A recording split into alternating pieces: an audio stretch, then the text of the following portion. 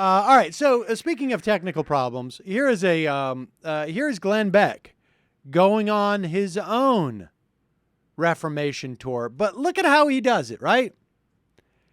I made the mistake of being almost too loving of the Iraq people. I had too much faith in them. So liberals, you were right. He's basically saying that liberals were right in seeing the Iraqi people as being backwards and savage. This is his liberals, you were right.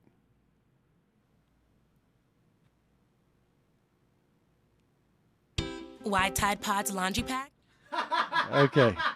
All right, just let it go. We just got to embrace it at this point. Maybe we can come together now on this nightmare in Iraq. From the beginning, most people on the left were against going into Iraq. I wasn't. At the time, I believed that the United States was under threat from Saddam Hussein. I really, truly believed that Saddam Hussein was funding terrorists. We knew that. He was funding the terrorist in Hamas. We knew that he was giving money. We could track that. We knew that he hated us. We knew that without a shadow of a doubt. It wasn't much of a stretch to believe. Well, he hated us. You don't remember Don Rumsfeld going over there just about 15 years earlier and shaking hands and giving them a bunch of chemical weapons to use on the Kurds and the Iranians? That he would fund a terror strike against us, especially since he would say that. So I took him at his word. There were also atrocities that were happening in Iraq. There were torture chambers. There were mass graves.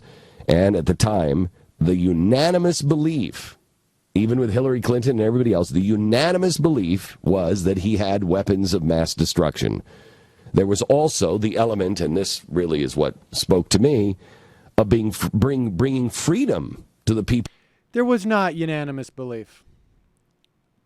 There was not unanimous belief. We had weapons inspectors on the ground 24 hours before we were bombing Iraq. And they were pulled out specifically so that we could bomb Iraq. And those weapons inspectors were saying, we're not finding anything that you have suggested are there. He's lying here. But this is the way that he's going to, this is his big apology. Of Iraq for the first time in their long history. I don't want to control Iraq. I don't want anything to do with it. But I do have a soft spot for people who are being tortured and just want freedom. Because I really, truly believe Democrats and Republicans are the same. Israelis and Palestinians are the same. Once you get the politicians to leave the room, once you can deprogram people from what their politicians and their leaders have said, everybody's pretty much the same. It's like, I just want to be left alone, man. I just want to raise my family. I want to have fun. I want a decent life. Then politicians get involved and they program us to hate each other. You have to be carefully taught who to hate. Now, in spite of the things that I felt at the time when we went into war, liberals said we shouldn't get involved. They said we shouldn't get mired in another foreign mess. We shouldn't nation build. And besides, there was no indication that the people of Iraq had the will to be free. I thought that was insulting at the time. Everybody wants to be free. They said we... You know what else liberals were saying at the time?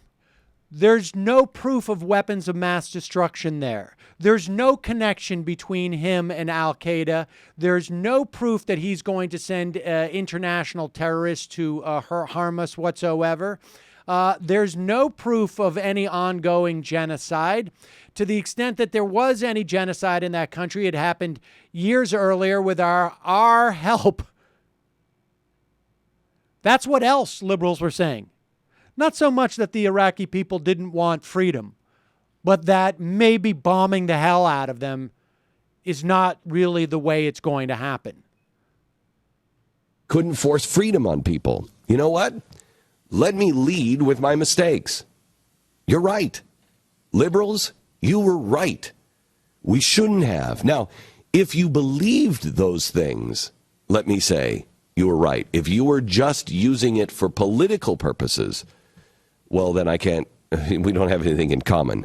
But if you really believed those things, I'd like to have a conversation with you now to find out exactly how you came to terms with those, especially being a progressive, and if you know the history of the progressive movement.